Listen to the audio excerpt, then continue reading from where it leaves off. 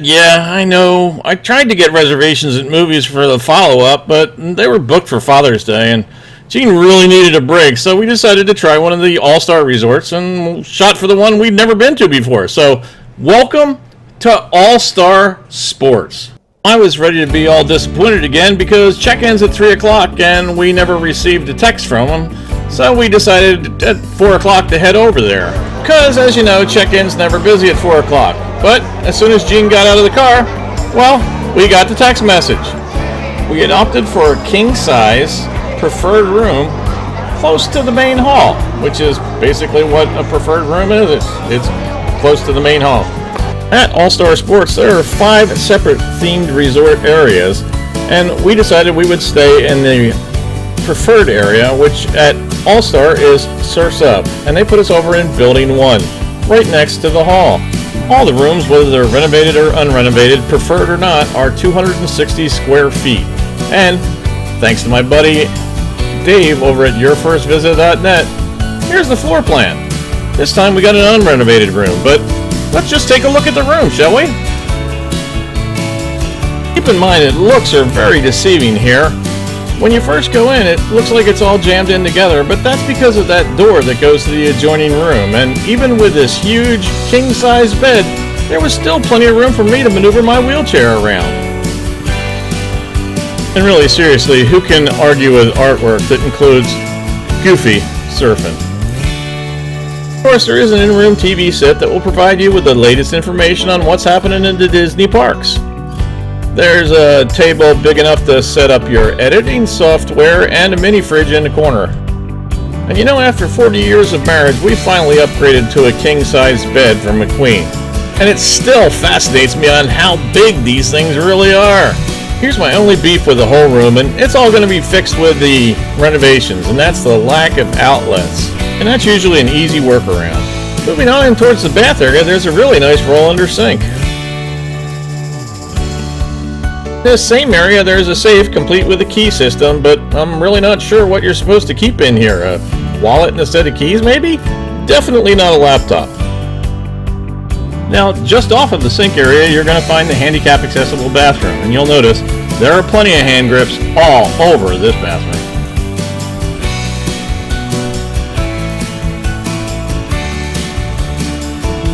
Just below the shower seat is the shower drain, and you'll find it to be kind of small, so be ready to cough up some of those towels because there is going to be flooding in your bathroom. This handheld shower works really well with a lot of pressure. And it may surprise you, but I really did like the decor of the Surf's Up buildings.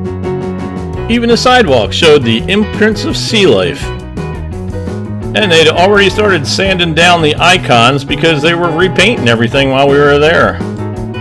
I did think it was really cool that they played surf music around the Surf's Up Hotel, but at the same time, I thought our stairwells were the best in the whole place. I mean, you can actually go all the way around that observation deck on the 3rd floor. It makes for a really cool view of a lot of the resort area, including the center icon of Mount Mickey, where maintenance crews were busy polishing up and getting Mickey looking really good.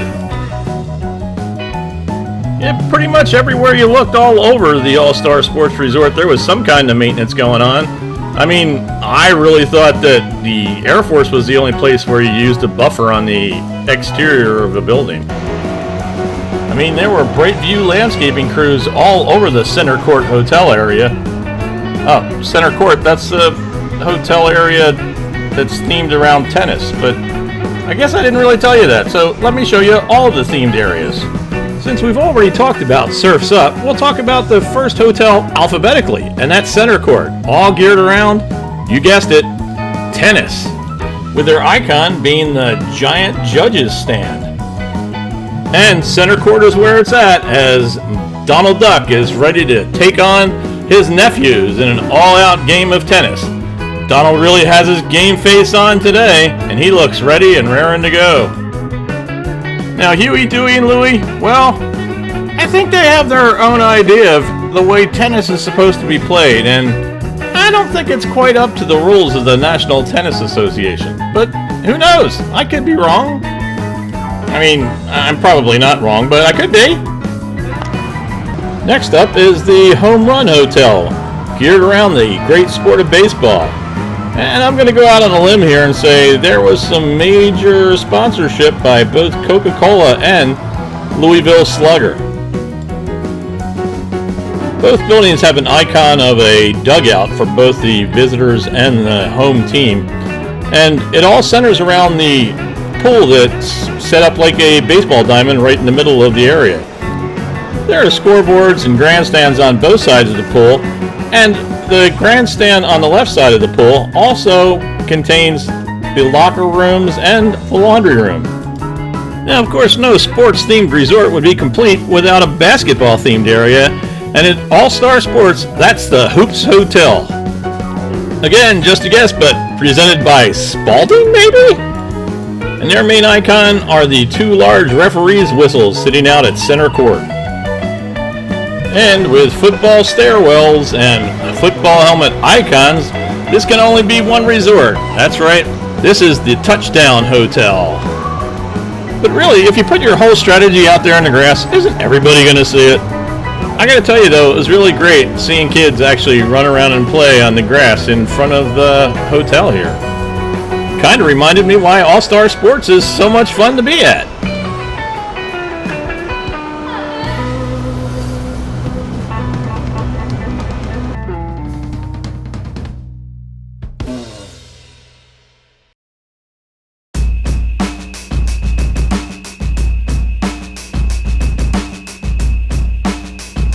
Okay, now that we've seen the resort and gotten to know our way around, let's head on over to Stadium Hall and the End Zone Food Court. The only really problem we had with the End Zone Food Court is we couldn't tell when breakfast really ended. There were no posted hours and they seemed to change on a daily basis. It wasn't really that big a deal between dinner and lunch, but breakfast is kind of my favorite meal of the day, and it's hard to tell whether they were actually serving breakfast or not, especially if you want to, stay in late. I mean, there were Danish available at the bakery all the time.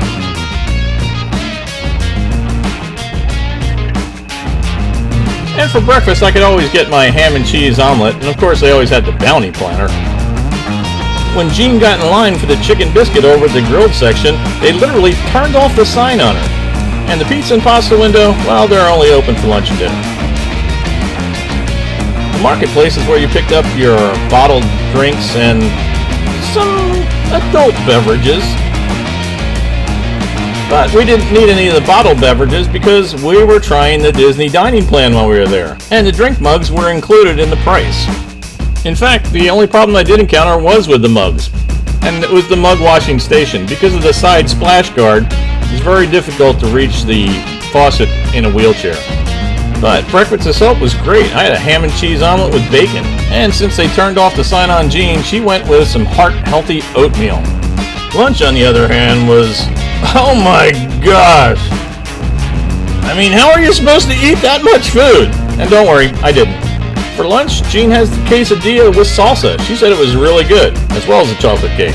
Father's Day brought around the specialty cupcake. It was a vanilla cupcake with maple filling and a maple icing with a candied piece of bacon wrapped around the outside of it.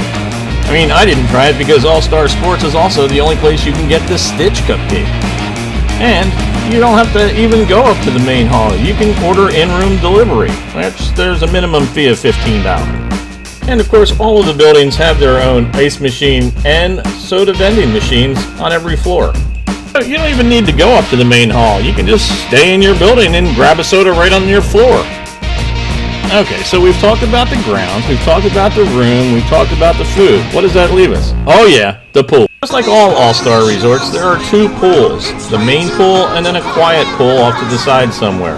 I'm going to recommend the main pool for those that are handicapped. I mean, both pools do have the handicap assist chairs to get in, But the Grand Slam pool is a little different. All four corners of the pool are meant to be baseline, so you're going to have to take a few steps before you actually start to hit the water. But if you do have the upper arm and leg strength, there are ladders over by the home plate section of the pool. And there are still plenty of poolside activities that they've arranged for you to have over at the Grand Slam pool. You'll also find that both pools have plenty of life vests for the kids. Both of them have locker rooms available, and both of them have showers that you could use. Overall, it looks like the Grand Slam pool is a lot of fun, but it might be difficult for you to get into if you are handicapped. Just saying, something to consider. The main pool is the Surfboard Bay pool, and man, I really like this pool. Although there is no zero entry to get into the pool, there are plenty of steps and handrails, and yes, of course, there's the handicap lift if you need it. There's even an area designated for adults only, sometimes. And for those of you with little ones, this is where you're going to find the kiddie splash pool. And remember, just like the other all-star resorts, you can't come straight from the main hall and go into the pool. You got to go around to the side. Of course, the great rec cast members keep the action going over by the pool all afternoon and into the evening with movies 3 nights a week. I don't think we can say enough about the great rec cast members that they had over at All-Star Sports Resort. I mean, they had something every day of the week for you to do. You really didn't even need to go to the theme parks. There was something for you to do literally every day of the week. But I have to tell you, my own personal favorite to watch were the RC car races that they held right at Mount Mickey on Sundays. From my vantage point on the lifeguard stand, I watched the kids practice a couple of rounds before they finally started the race.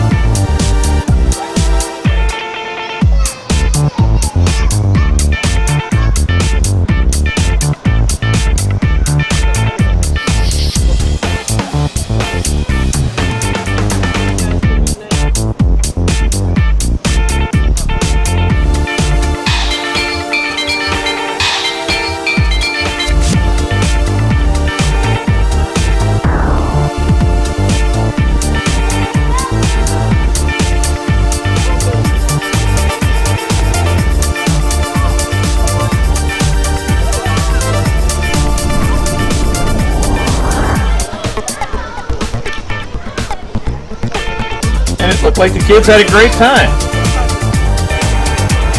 At Stadium Hall there is a store called Sport Goofy, which does have mostly generic Walt Disney World stuff, but a couple of all-star resort things. I'm very pleased to say that this stay was nothing like the one we had at movies.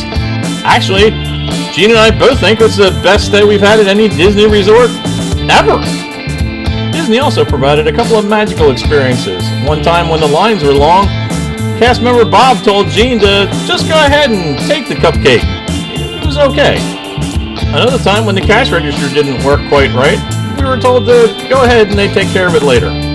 This is what makes trips magical.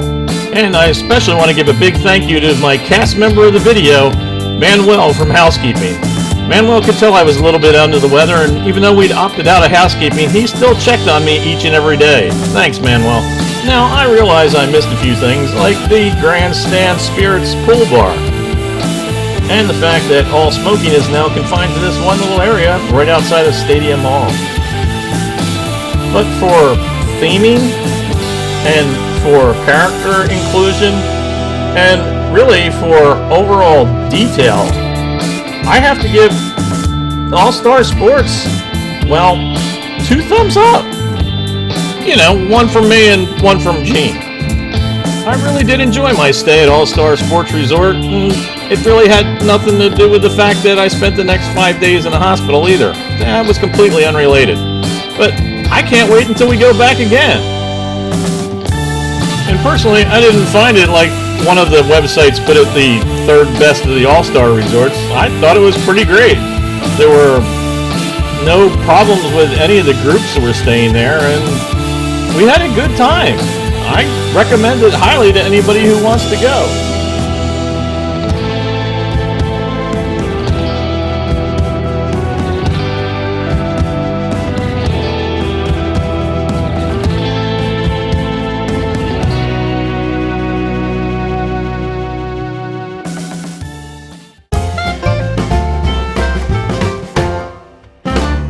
Emmy spent almost 2 weeks at the Orlando Canine Country Club, and she's completely worn out, but she'll look back and check on your likes and comments. As for me, I really hope you'll have enjoyed this video and that you'll think about giving it a big thumbs up. Apparently that helps with the algorithm of the computer and stuff. And if you really enjoyed the video, you might consider subscribing. But remember, when you subscribe, don't forget to click on that bell icon. That way you'll be notified the next time I upload a video. Thanks for watching. I'll see you next time.